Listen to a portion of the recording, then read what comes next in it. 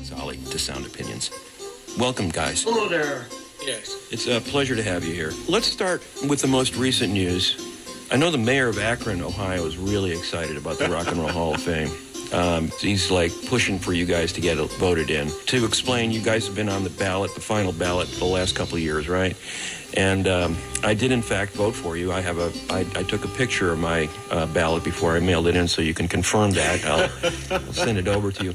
But is this at all on your radar? Is this something you guys care about, Jerry and Mark? Do you care that Devo is getting recognition by this museum in Cleveland? Sure. You know, there's something nice about that. You know, there's something nice about being recognized for what we've done. And, you know, we might not have been the most cliche rock and roll band there was, but I think what we brought to the mix was something maybe a little more thought out and had some maybe some deeper meaning to it. Yeah, and the influence, the resonance lives on. I just have to insert that he gets to vote for the Rock and Roll Hall of Fame. I worked for 8.5 months at Rolling Stone, got fired for panning Hootie and the Blowfish. I got to vote once, and then I've been blacklisted ever since. But I'd have voted for you. I'd have voted for Kraftwerk a lot earlier, too, right? Well, you know, we keep getting threatened to get recognized. We'll see if we do. I mean, Jan Wenner's gone, and John Dykes is in, and so the new regime has to do with the birth of MTV, and certainly Devo supplied the fuel for that birth. Absolutely. You guys anticipated a lot of things with the band you created. I don't know if people know your entire backstory, but it's amazing. You both were students at Kent State, correct? Yeah. In Ohio in the 70s, and you were there when the shootings occurred. The National Guard swooped in. There were student protests over the Vietnam War. I believe you both were part of that protest, right? You were out on the campus protesting when this violence occurred. I wasn't there for the violence. Jerry was there the day of the violence. I was there 2 days before when there was a march on the recruiting center downtown, and I was part of that. And then my brother Bob was part of the one when the Razzi building got burnt down on campus. FBI agents came over to our house and scared my mom with photographs of him burning an American flag. Well, you know what that day was about, you guys, right? It was Nixon had expanded the war into Cambodia from Vietnam without an act of Congress. Back then, people were outraged at the corruption of the separation of powers in the three branches of government. And they were informed, so students were the most informed. And so I was a member of SDS. Myself and other anti-war factions organized that protest that day against what Nixon had done. That's what it was. But what it really was collusion between the right-wing governor, Rhodes, and the head of the university.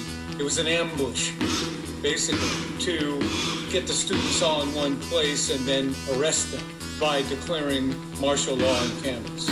And that's what led to the ambush with live ammunition, which none of us could have anticipated. And I just lucked out because I was closer to the guard than a lot of the kids that got shot. And I think the guard shot over our heads on purpose because they were the same age as us and they could see us.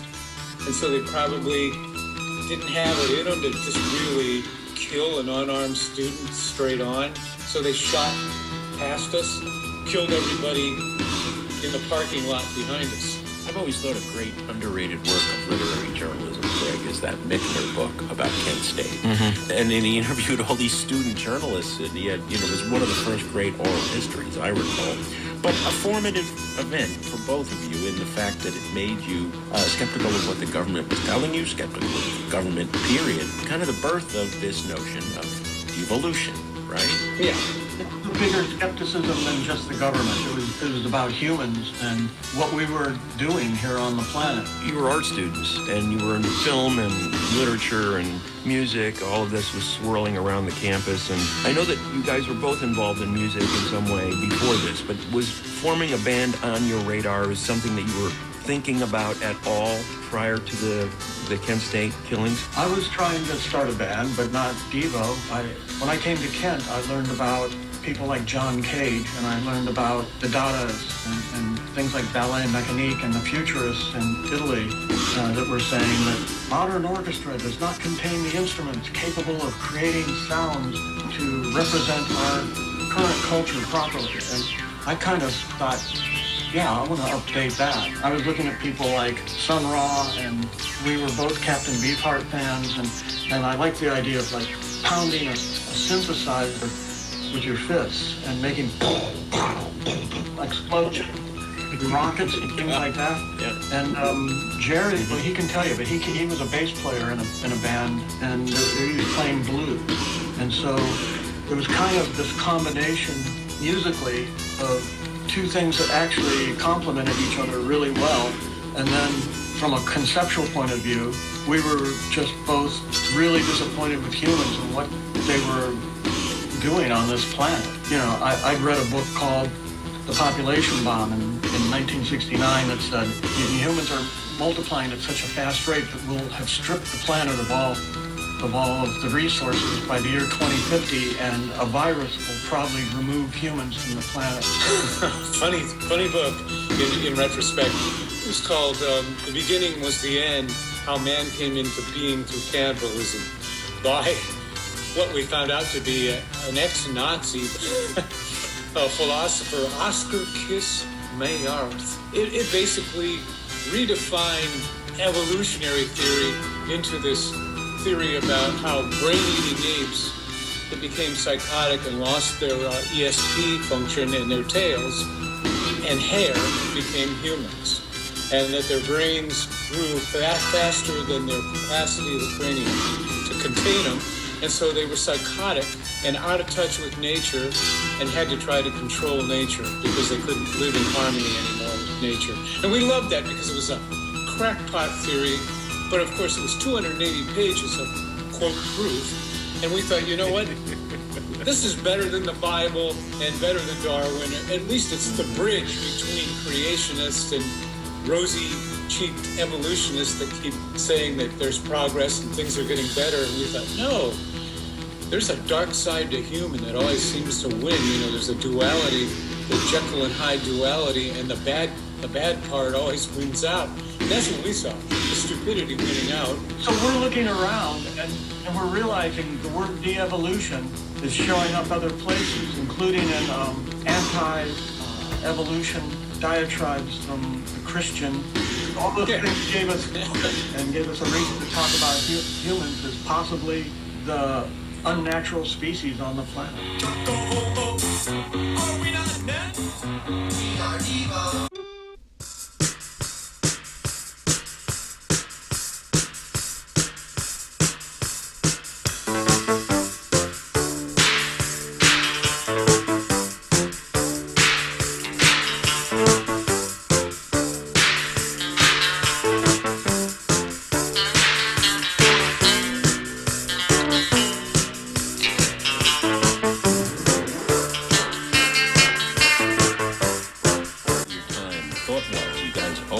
Duty Now for the Future, 1979, comes with this press release from the desk of the general that says, you may not be aware of this, but we are in the middle of World War III. We must fight back. We must know what we want. Wow. That could have been written 5 minutes ago. Yeah, I was writing for the general back then. But we knew that World War III probably wouldn't be fought with, ICBMs that would annihilate the planet, that it was really going to be a war for the mind itself, for human consciousness, like how are you going to organize yourself? And that's what you see now. And it's going to be like WWIII, like World Wrestling Federation, where you got NATO and the Western countries, and then you got China and Russia.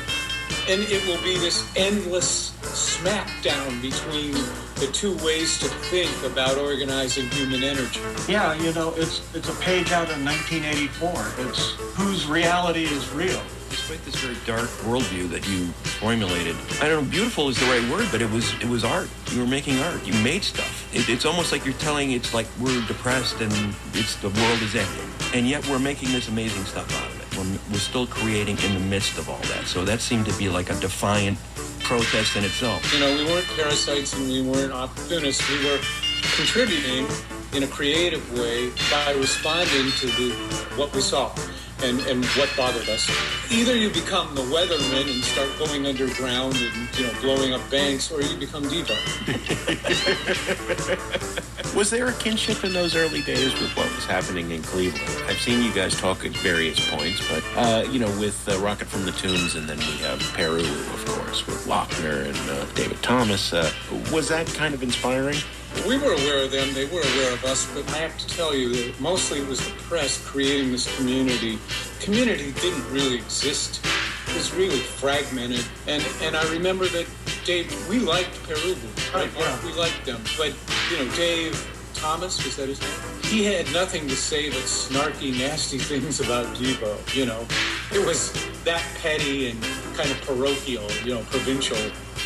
You catch David on a bad day, he has nothing but snarky, nasty things to say. I think a lot of it was also he was intimidated by the fact that we had so much content. That's my feeling, is that he was kind of taken back by that, and he spun way out into the atmosphere. Yeah. I think the first songs that they did were their best stuff. That's almost true of any band.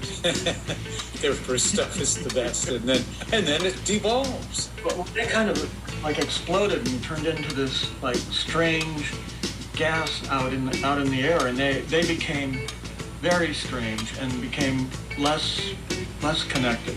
And we kind of went the other way. We decided that the way for us to survive was through subversion, and so we thought our concepts and what we were about, our manifesto, was strong enough that we could go out to the West Coast and look for a record deal. Was the whole package intact right from the get-go in terms of the image, the way you presented yourselves?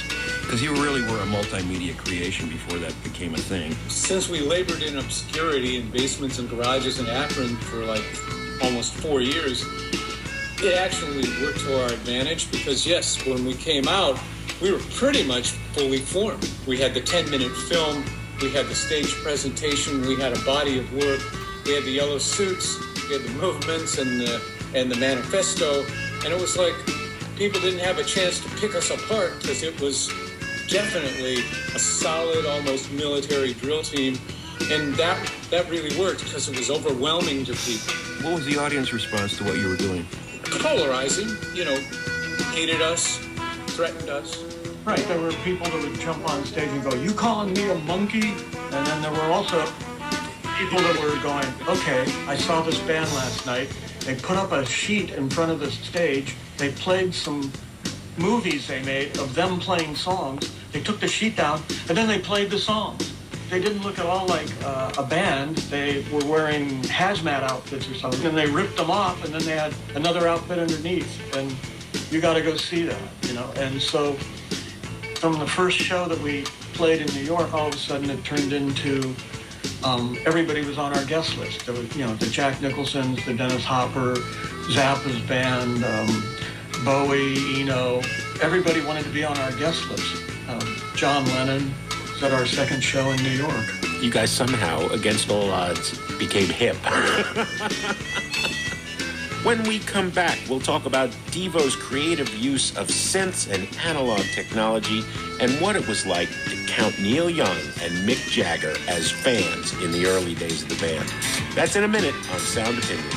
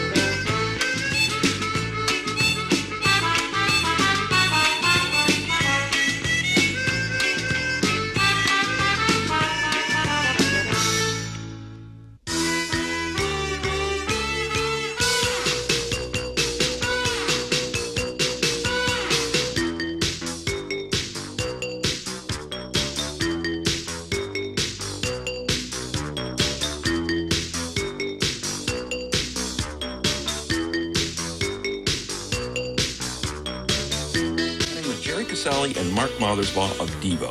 Let's get back to the conversation.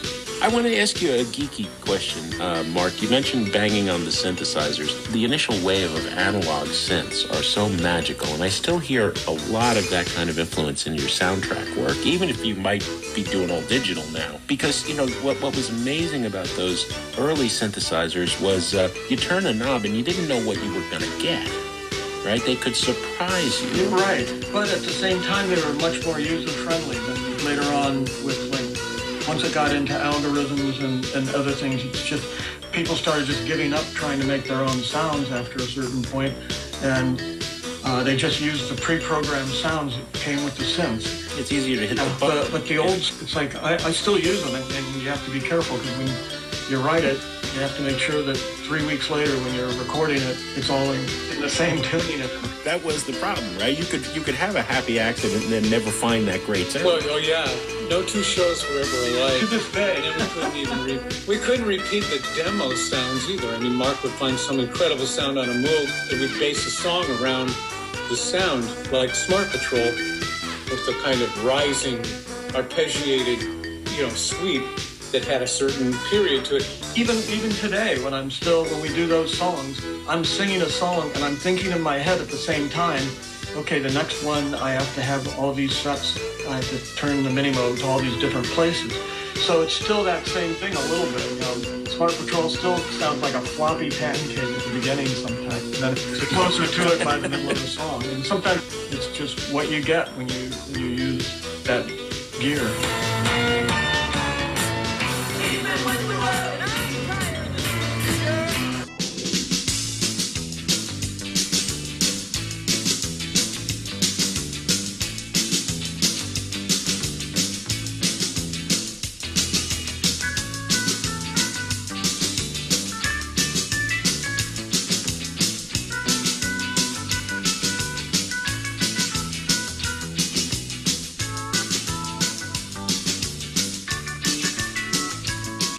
Became hip. Eno produces your first record. Mick Jagger listens to your cover of Satisfaction and says, that's pretty cool. You go ahead and do that. Neil Young wants to jam with you guys. He's a huge fan before the rest of the world really even knows you. And in fact, I guess the earliest version of My Hey Hey, Rock and Roll's Here to Stay was done with you guys. What was that like? Running into having these heritage acts flocking to you and saying you're the coolest thing. Well, it's gratifying that creative people that we like us. And it was extreme because we went from maybe a few weeks before that being told, after we did our first set at a club in Ohio, being told, okay, you're done now. We go, oh no, we got another set for you. And they go, no. No, you're done. Well, they paid us to quit, and then we went and took the money and got hamburgers and Cokes and laughed all night about it, thought we were really triumphant, because the people that hated us, we didn't like either. So it encouraged us to keep doing what we were doing. It's like, if they hate us, let's keep doing this. You didn't at all solicit this attention. These famous people came to you and said, we want to work with you, or we want to do these things with you. I mean, Neil Young just doesn't work with anybody. Right. I watched that video again the other day, and it's still mind-blowing. It's just like, oh my God, they got away with this. I mean, a Neil Young album like Trance that everybody didn't understand. It was like, okay, he was doing this 4 years before with Devo.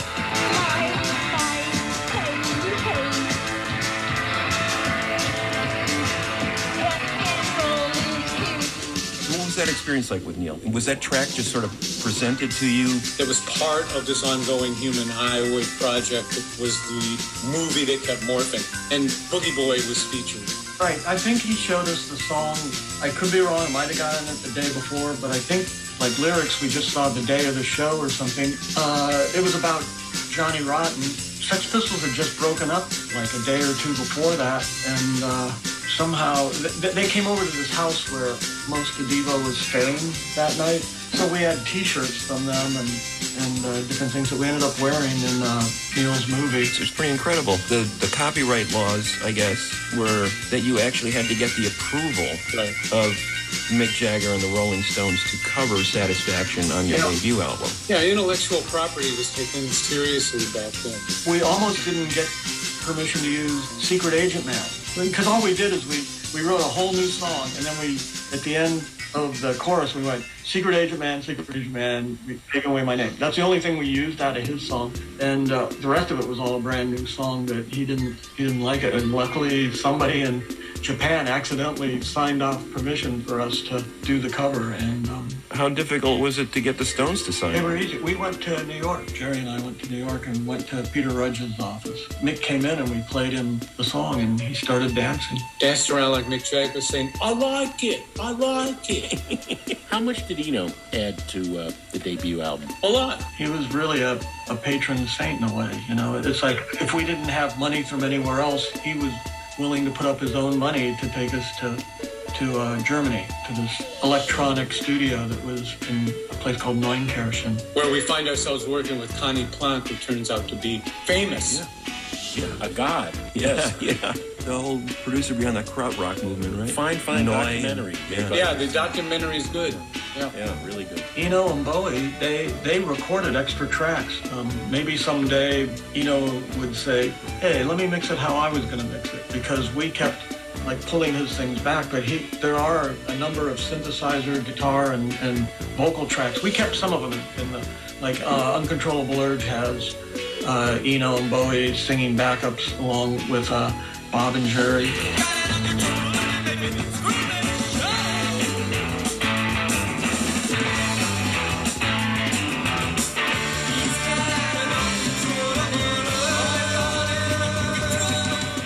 Other songs, there's things like, put a synth sound that we used in Too Much Paranoia's something in Jocko Homo. There were other things too, so You're a cruel man, Mark, because you know what hearing that is going to do to the superfans. They're pulling out their hair right now. How do I get this? How can I live without this?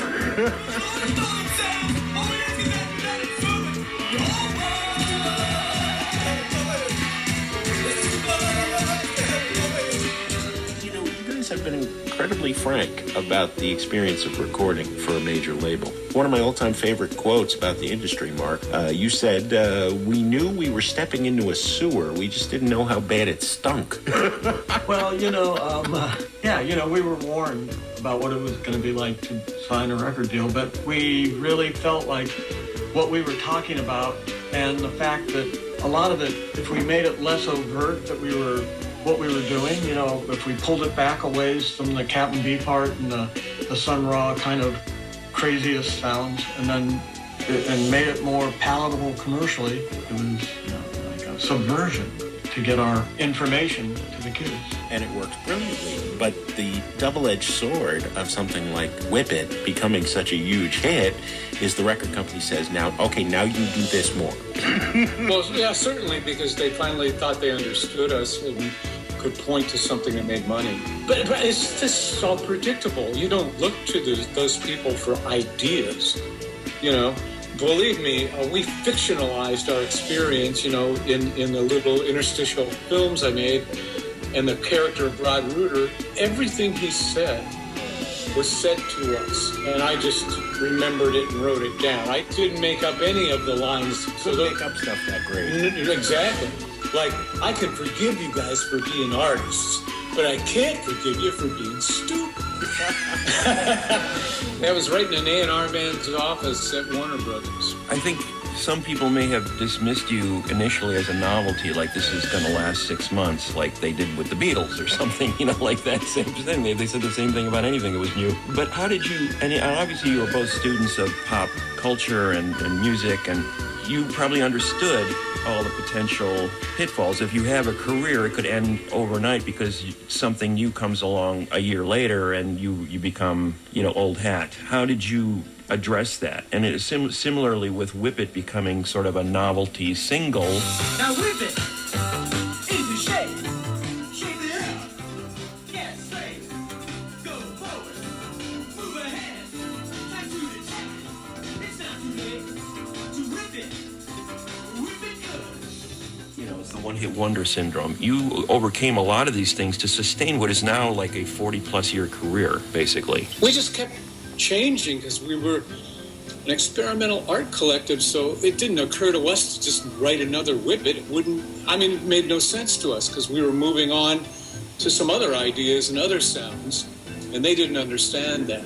We thought we could do something as good as Whip It that didn't sound exactly like Whip It. And you know, okay, Whip It was maybe the whoopee cushion. You keep bringing up the novelty.